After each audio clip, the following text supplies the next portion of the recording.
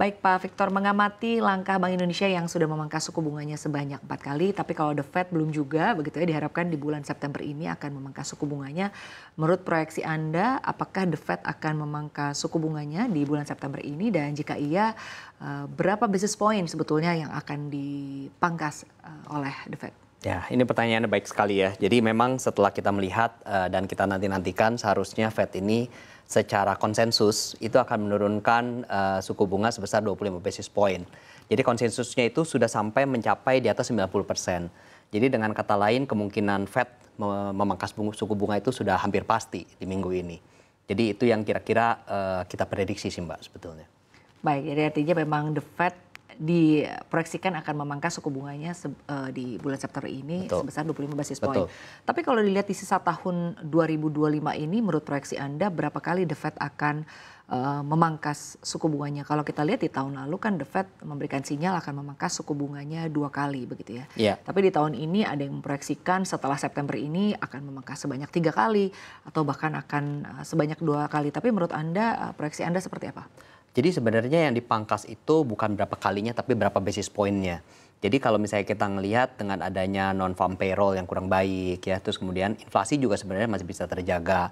Terus kemudian pelemahan US dollar juga. Jadi memang kecenderungannya Fed itu harus bisa turunkan suku bunga sampai dengan 100 basis point lagi. Jadi kalau kita lihat apakah akan turunkan suku bunga sekarang, harusnya sekarang turunkan suku bunga. Sampai akhir tahun masih akan dilihat, tapi awal tahun depan atau tahun 2026 kemungkinan terbesar pemotongan suku bunga masih akan terjadi. Baik, artinya The Fed diprediksikan akan memangkas suku bunganya, lalu juga terkait dengan jumlahnya mungkin nanti kita sama-sama akan nantikan ya seperti apa ya. Karena kalau kita lihat kan memang begitu banyak sebetulnya pertimbangan yang dilakukan oleh The Fed ya, bukan hanya soal bagaimana melandaikan inflasi tapi juga data tenaga kerja di Amerika Serikat. Exactly. Lalu beralih ke bagaimana Bank Indonesia akan memangkas suku bunganya di bulan September ini. Kalau kita lihat Bank Indonesia sudah memangkas suku bunga sebanyak 4 kali begitu ya. Tapi sebetulnya untuk Bank Indonesia sendiri apakah ada urgensi untuk kembali memangkas suku bunganya atau sebetulnya Anda melihatnya seperti apa? Sebenarnya urgensinya sekarang sudah lebih mendesak lagi ya seharusnya ya. Makanya kita prediksi pun juga BI itu akan pangkas suku bunga sekali lagi sekarang. Bahkan kita masih melihat masih akan menurunkan suku bunga 1 kali lagi di tahun ini. Jadi 2 kali lagi dan kemudian tahun depan pun juga kita prediksi masih 2 kali lagi penurunan suku bunga. Jadi total mungkin bisa 100 basis point nanti penurunan suku bunga BI ini sekarang. Baik, tapi kalau ternyata nanti Bank Indonesia kembali memangkas suku bunganya begitu ya, lalu juga The Fed juga akan memangkas suku bunganya. Seberapa besar sebetulnya potensi atau peluang yang cukup baik begitu ya bagi investor asing untuk memasukkan dananya ke Indonesia? Nah ini bagus nih ya. Jadi kalau kita lihat ya, kan perekonomian Indonesia ini sebetulnya pada saat kita melihat ya money supply ini kan penting sekali ya. Jadi untuk bisa asing juga bisa melirik kita dan kemudian kita juga melihat perekonomian kita juga mulai meningkat. Mau nggak mau penurunan suku bunga itu perlu dilakukan. Itu pertama. Yang kedua adalah Menteri Keuangan kita yang baru pun juga cukup agresif ya. Dengan bisa mengeluarkan 200 triliun dan disimpan sebagai dana pihak ketiga di bank-bank BUMN. Dan ini sebenarnya kan beriringan jalannya. Apalagi kalau kita melihat ada namanya M0, M2 ya, itu money supply. Di mana money supply ini ternyata kalau kita lihat terhadap ISG itu sejalan. Jadi kalau misalnya money supply-nya bisa jalan, artinya ISG juga akan positif. Makanya terlihat dengan kondisi sekarang pada saat BUMN itu mendapat cucuran 200 triliun, akhirnya kita bisa melihat ISG juga bereaksi sangat positif. Nah inilah yang sebetulnya akan menjadi hal positif di mata asing juga gitu loh.